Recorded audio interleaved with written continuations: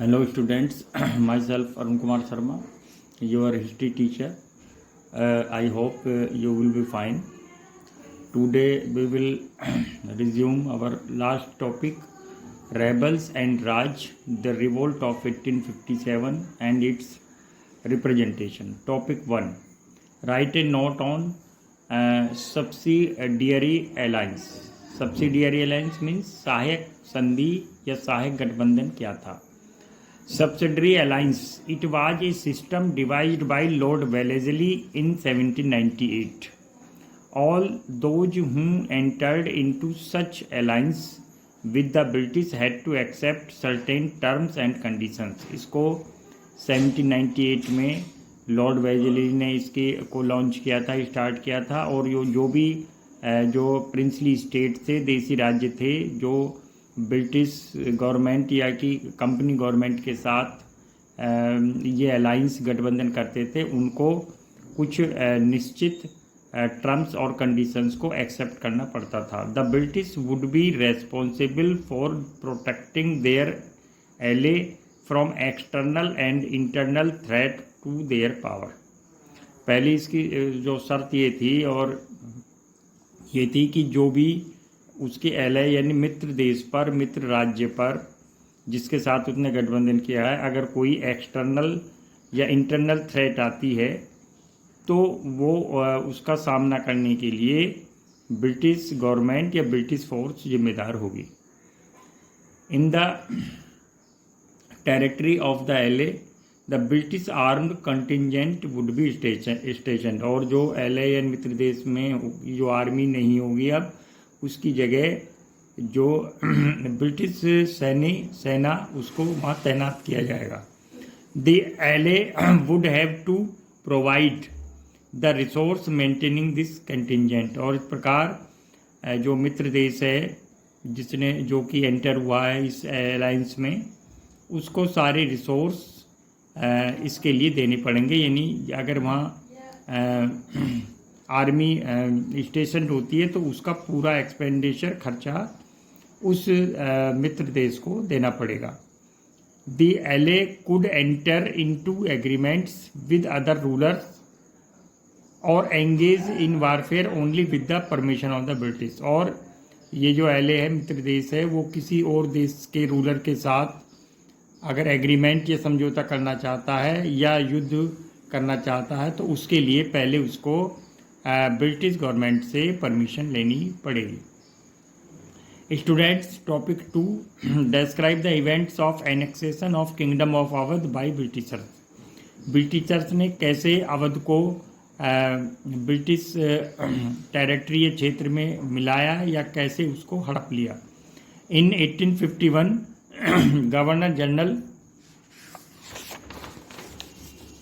Lord Dalhousie describe the kingdom of Awadh as a cherry that will drop into our mouth one day. यानी उस समय के जो governor general थे Lord Dalhousie ने ये कहा था कि यह एक चेरी फ्रूट की तरह है और किसी भी दिन उनके मुंह में यानी ब्रिटिशर्स के मुंह में ये टपक जाएगी या गिर जाएगी. 5 years later in 1856 the kingdom was formally annexed to the British Empire.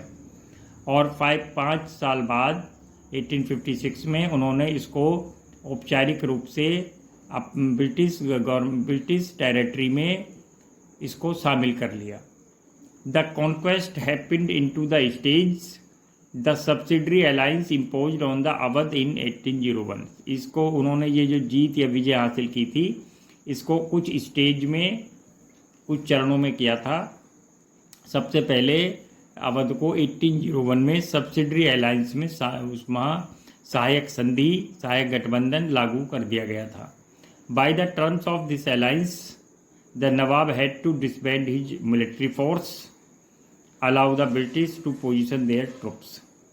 और ये शर्त हुई थी अलायंस, सब्सिडरी अलायंस की, कि नवाब को अपनी सेना समाप्त करनी पड़ेगी और साथ में उसको जो ब्रिटिश मिलिट्री फोर्स है उसको अपने राज्य यानी अवध में उसको तैनाती देनी पड़ेगी.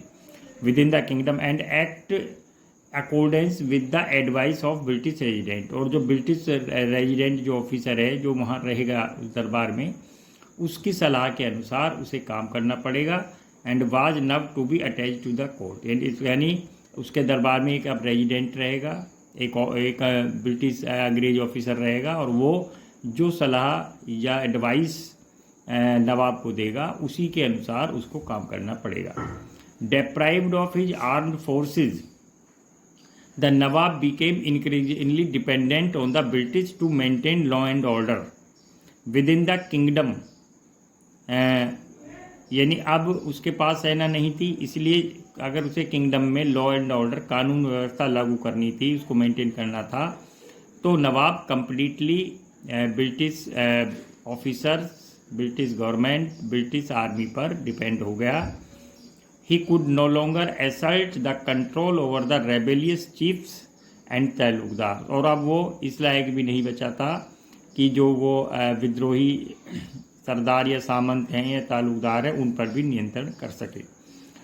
In the mean time the British became increasingly interested in acquiring the territory of Awadh. अब इसी बीच में ब्रिटिश लोगों ने सोचा कि अब ये सही समय आ गया है, और उनके जो इंटरेस्टेड थे वो अपनी हित साधना में कि पूरी टेरिटरी पर ही कब्जा कर लिया जाए। दे फेल्ट दैट, उन्होंने महसूस किया कि this soil there was good for producing indigo, कि यह नील की खेती के लिए एंड कॉटन रीजन के लिए, and region was ideally located to be developed into the principal markets of our India. यानी उन्होंने सोचा कि यहाँ की सोयल इतनी फर्टाइल है कि उसमें आसानी से इंडिगो और कॉटन की अच्छी जो है क्रॉप्स की अच्छी प्रोडक्शन होगी, और साथ में जो ये अपर इंडिया का एक बहुत ही अच्छा यहाँ प्रमुख मार्केट भी था, जिसमें कि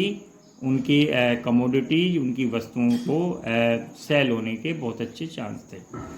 topic 3, write a note on kingdom of Awadh when nawab Wajid Ali Shah dethroned and exiled to Calcutta on the plea that the reason was being मिसगवर्नड।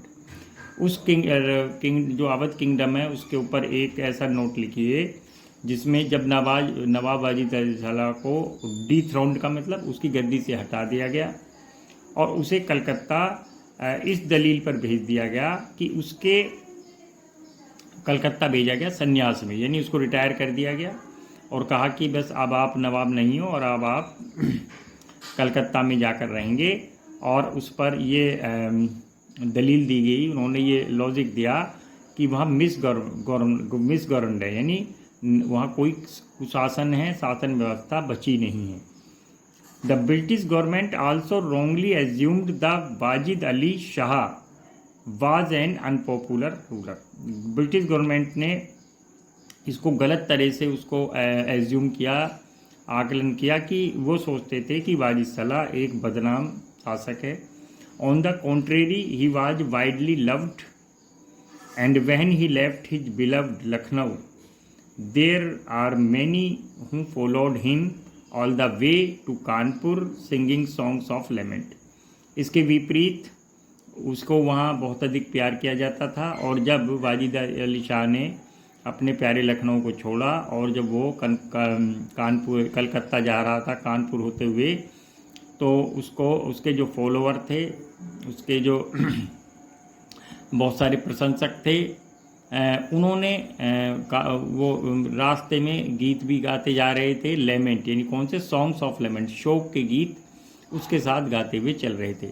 The wide spread sense of grief and loss at the nawab's exile was recorded by many contemporary observers. उस समय के कई समकालीन जो observer थे, जो निरीक्षक थे, जिन्होंने इन घटनाओं को होते हुए देखा, उन्होंने देखा कि वहाँ कितनी सेंस ऑफ ग्रीफ, दुख की भावना भरी हुई थी लोगों में, और लोग बहुत ही ज़्यादा उनको, नवाब को जब एग्जाइल में भेजा जा रहा था कलकत्ता, तो वो बहुत ही उनको ऐसा लग रहा था कि उनका अपना कोई लॉस हो रहा है। और बहुत सारे कंटेम्प्रेरी राइटर्स ने या हिस्टोरियंस ने इन घटनाओं को रिकॉर्ड भी किया, पुस्तकों के रूप में भी लिखा।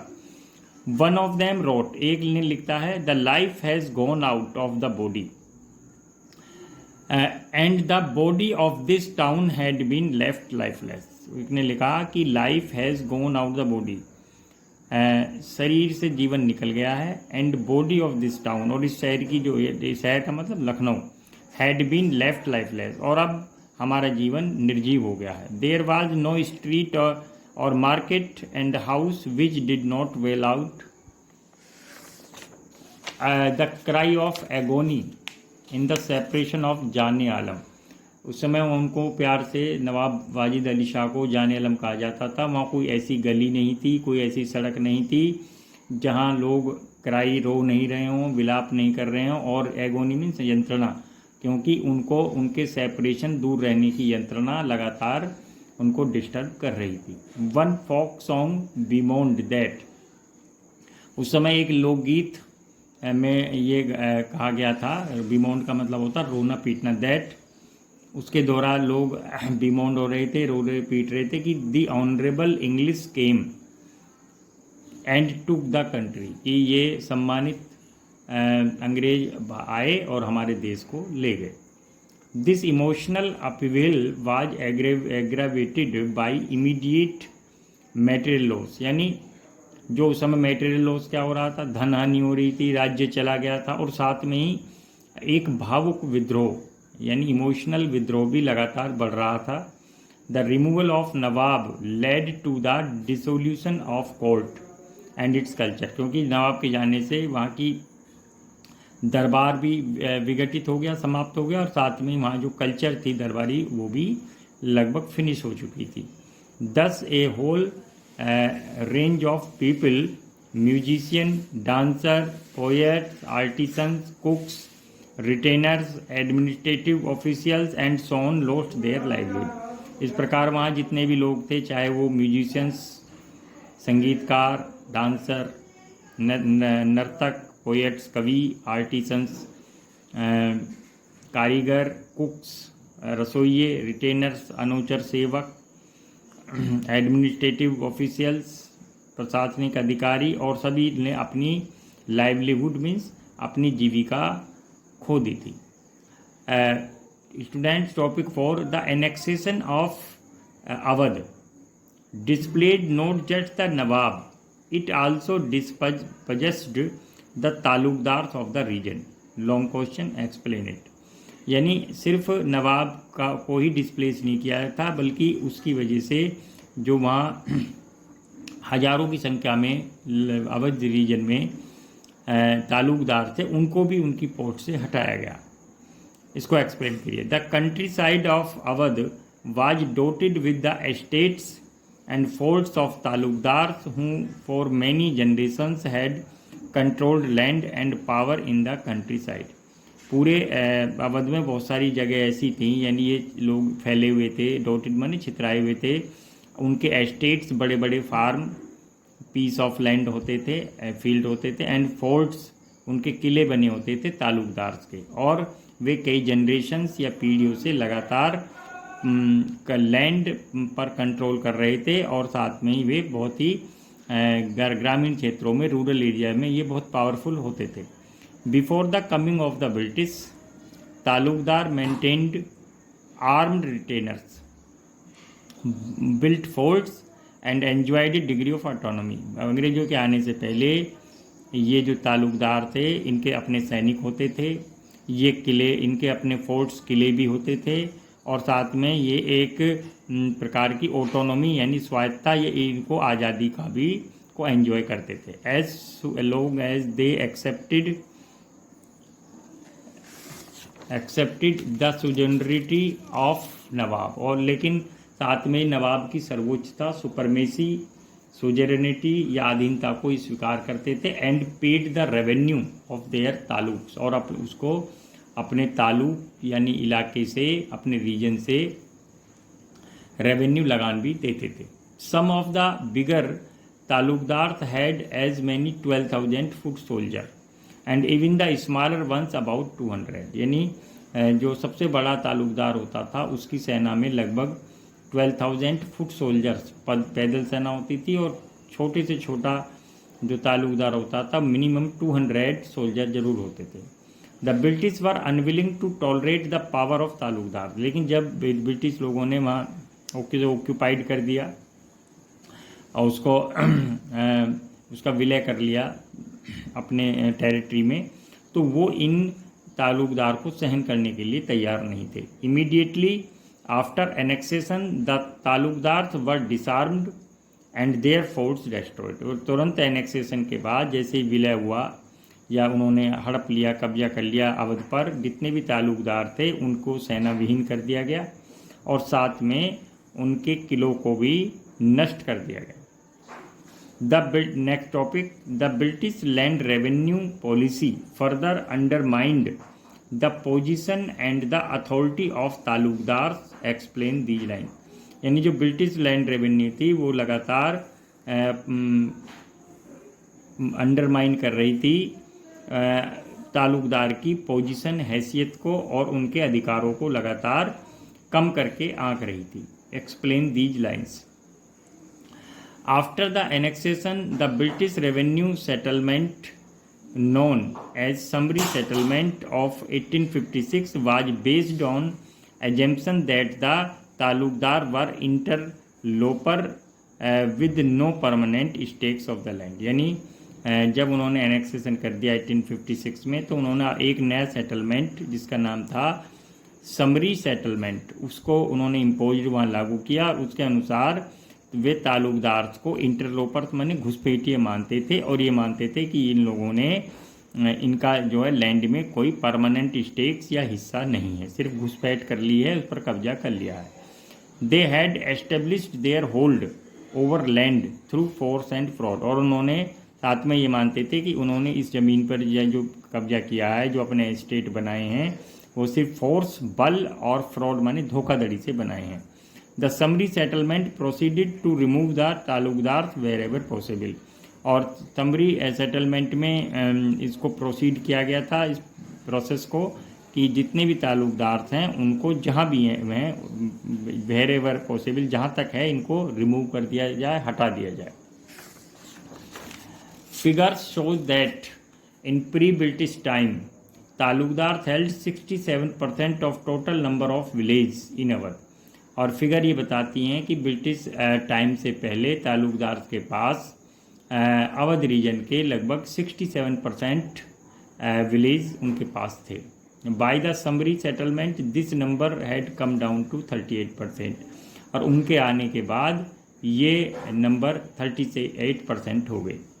Talukdar of southern Awadh were the hardest hit and some lost more than half of the total number of villages they had previously held। और सबसे ज़्यादा जो इसमें हार्डेस्ट हिट हुए, सबसे ज़्यादा जो प्रभावित हुए ब्रिटिश रूल से, वो थे तालुकदार ऑफ सदर्न अवध, दक्षिण अवध के।